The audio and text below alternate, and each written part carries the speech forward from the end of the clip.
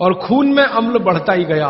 रोज आपने 1 चम्मच चीनी खाई, 2 चम्मच चीनी खाई, 3 चम्मच चीनी खाई, हर दिन उसमें से अम्ल निकल रहा है और पेट का अम्ल भी उसमें जुड़ रहा है, फिर निकल रहा है, फिर जुड़ रहा है, फिर निकल रहा है। फिर 10 साल का हिसाब निकालो, 20 साल का निकालो, 30 साल का निकालो, आपका दिमाग घूम जाए। रोज का अगर 2 चम्मच चीनी का हिसाब जोड़ो, वैसे तो जो 2 चम्मच से ज्यादा ही रहती है एक आदमी की जिंदगी में चीनी। दूध में भी चीनी लेते हैं, चाय में भी चीनी लेते हैं, 2 चम्मच रोज की। 2 चम्मच माने हो गई लगभग 10 ग्राम के आसपास। तो 10 ग्राम चीनी रोज की, 1 साल में कितनी, 10 साल में कितनी, 30 साल में कितनी, 40 साल में कितनी, हिसाब निकालोगे ना तो मरते समय तक 1 बोरा चीनी तो कोई भी खा लेता है, 100 किलो तक। अब इतनी चीनी खा के जो एसिड बनेगा वो कहां जाएगा? बेचारा आपका किडनी जितना निकाल सकता है वो निकालने की कोशिश करेगा, लेकिन सब नहीं निकाल पाया तो ये रक्त में ही रहेगा। और यही एसिड है जो वात के रोग आपको पैदा करेगा। तो इसलिए चीनी और गुड़ एक ही चीज में से बनने वाली 2 मीठी वस्तुएं हैं, लेकिन गुड़ में क्या है? गुड़ जब आप खाएंगे, फास्फोरस किसी भी चीज में रहे क्षारपण ही रखता है वो उस चीज को, माने उसमें एल्केलाइन की प्रॉपर्टी ही रहती है। तो गुड़ कितना भी खाएंगे क्षार ही बनेगा, और वो क्षार पेट के अम्ल को बैलेंस करता रहेगा। तो पेट की अम्लता बढ़ने नहीं पाएगी, तो जिंदगी आपकी सुखद और निरोगी होती जाएगी। अब इसको और एक तरीके से समझाता हूं। गुड़ और चीनी पे जब हमने एक्सपेरिमेंट किए तो पता चला चीनी को पचाने के लिए पूरे शरीर को वैसी ही ताकत लगानी पड़ती है जैसी ठंडे पानी को पचाने के लिए लगती है। पूरा शरीर झुक जाता है तब चीनी जाके पचती है, और सबसे देर में पचती है। आपने जो दाल खाई है वो पच जाएगी, गेहूं पच जाएगा, चना पच जाएगा, मटर पच जाएगी, चीनी सबसे अंत में जाके पचेगी और उसको पचाना पड़ता है। लेकिन गुड़ दुनिया में ऐसी अद्भुत चीज है जो बनाई हिंदुस्तानियों ने कि गुड़ सबको पचा देता है। गुड़ तो सब चीज को पचा देता है, चीनी को पचाना पड़ता है। मेरी बात समझ में आ रही है आपको? गुड़ हर चीज को पचा देगा, खुद ताकत लगा देगा। आपने गुड़ के साथ कुछ भी खाया है वो सब चीजें गुड़ पचा देगा, लेकिन चीनी को पचने के लिए पूरी ताकत लगती है। तो चीनी जब पचेगी तो दूसरी चीजों को तकलीफ कर देती है। तो इसलिए बेहतरीन है कि गुड़ खाइए, जिंदगी भर कफ के रोग आपको नहीं आएंगे। फिर अंत में वही सवाल, मिलता नहीं जी, ये रोना बंद कर दीजिए। दुनिया में हर चीज मिलती है, जहर भी है, अमृत भी है, आपको क्या चाहिए? और आज की दुनिया है ना, आज की दुनिया माने आज का मार्केट, माने आज की इकोनॉमिक्स, वो बायर्स इकोनॉमिक्स है, कंज्यूमर्स इकोनॉमिक्स है। बायर्स मार्केट है, कंज्यूमर मार्केट है। माने जो ग्राहक मांग करेगा वही चीज बाजार में टिकेगी, ग्राहक मांग ही नहीं करेगा तो वो टिकने वाली ही नहीं है। तो आप मांग करना शुरू करो, जी गुड़ चाहिए, गुड़ चाहिए, गुड़ चाहिए, तो आप में से ही कई लोग खड़े हो जाएंगे, बोलो कितना चाहिए। मैं कोल्हापुर जाके आता हूं, गुड़ वाले से बात करके आता हूं, हमारा गुड़ जो है हमें सफेद नहीं चाहिए, हमें तो वो वाला गुड़ चाहिए जो काला का। कोई कहेगा मैं बिहार जाके आता हूं, गुड़ वाले से बात। जहां जहां गुड़ बनने के बड़े केंद्र हैं, बिहार बहुत बड़ा केंद्र है, गन्ना होता है, कर्नाटक में बहुत गन्ना है, महाराष्ट्र तो गन्ने का सबसे बड़ा केंद्र है हिंदुस्तान में।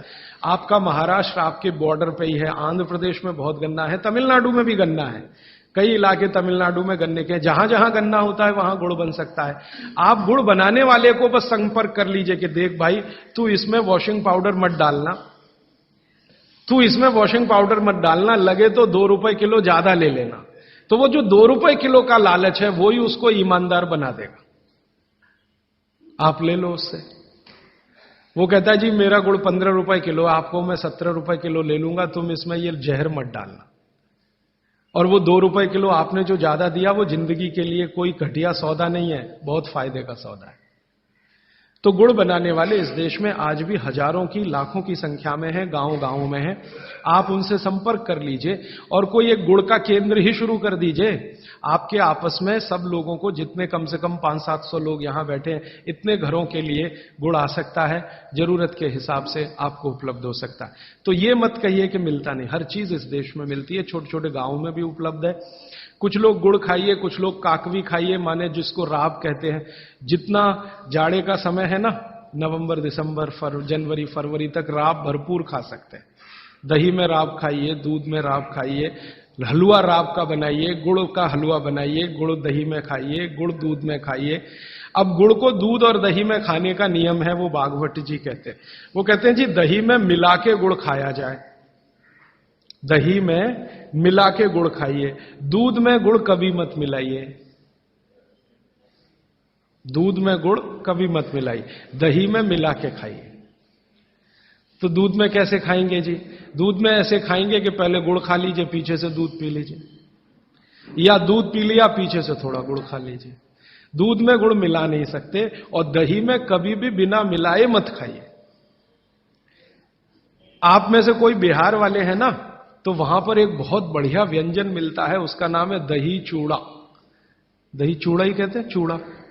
ये मिथिला में मैंने खाया, और ऐसा अद्भुत है जो दुनिया में शायद कहीं ना हो। मिथिला में, मिथिला माने एक एरिया है बिहार का, करीब 8-10 जिले उसमें आते हैं। उन जिलों में जब भी आप जाएं तो मेहमान को वही परोस के लाते हैं। तो मैं भी मेहमान जैसा ही रहता हूं, तो मुझे हर घर में दही चूड़ा मिलता है। तो वो दही डाल के लाते हैं, ऊपर से गुड़ डाल के लाते हैं, दही के ऊपर गुड़ रहेगा। तो मैंने कई बार कहा कि अलग प्लेट में गुड़ ले आओ, तो वो कहते नहीं, आपको फिर खाना नहीं आता दही चूड़ा। तो पहले मुझे सच में नहीं मालूम था। अब जब ये मुझे पता चला बागभट्ट चिकित्सा का, तब मेरी अकल में आया कि वो सब बागभट्ट के चेले हैं, दही में गुड़ मिला के पहले से ही चिवड़ा पे रख के लाते। तो दही में गुड़ मिला के ही खाइए। अगर आप दही खा रहे हैं तो गुड़ मिला के ही खाइए, तो दही के कई दोष जो आपके लिए अनुकूल नहीं है वो भी खत्म हो जाते हैं। और दूध में गुड़ कभी भी मत मिलाइए। एक जगह तो वो ये कहते हैं कि दूध खाली पी लीजिए, गुड़ आगे पीछे खा लीजिए, वो ज्यादा बेहतर है। तो गुड़ खाइए, मेरा कहने का मतलब ये है। अब गुड़ के कितने प्रिपरेशन है हमारे घर में? गुड़ का तिल का प्रिपरेशन एक है, तिल पट्टी कहते हैं, गजक। तो भरपूर गजक खाइए। क्यों खाइए जी? तिल है और गुड़ है। गुड़ में जो केमिकल है ऑर्गेनिक, तिल में लगभग वही सब है जो गुड़ में है। तिल भी क्षारीय है, गुड़ भी क्षारीय है, और दोनों क्षारीय चीजें खाएंगे तो पेट के अम्ल को बैलेंस करती रहेंगी। तो तिल गुड़ रोज खाइए, माने तिल की पट्टी बनाइए, गजक बनाइए, नहीं तो तिल का लड्डू बनाइए, गुड़ के साथ बनाइए। फिर इसी तरह से मूंगफली है, मूंगफली भी क्षारीय है और गुड़ भी क्षारीय है। तो मूंगफली और गुड़ मिला के वो पट्टी आती है, वो खाइए, बच्चों को खिलाइए। और आपके पास जो भी प्रिपरेशन है गुड़ तिल के, गुड़ मूंगफली के, वो सब बनाइए। और ये जो 3-4 महीने हैं, नवंबर, दिसंबर, जनवरी, फरवरी तक भरपेट खाइए, भरपूर खाइए, क्योंकि इस समय आपके शरीर को इन्हीं की जरूरत है।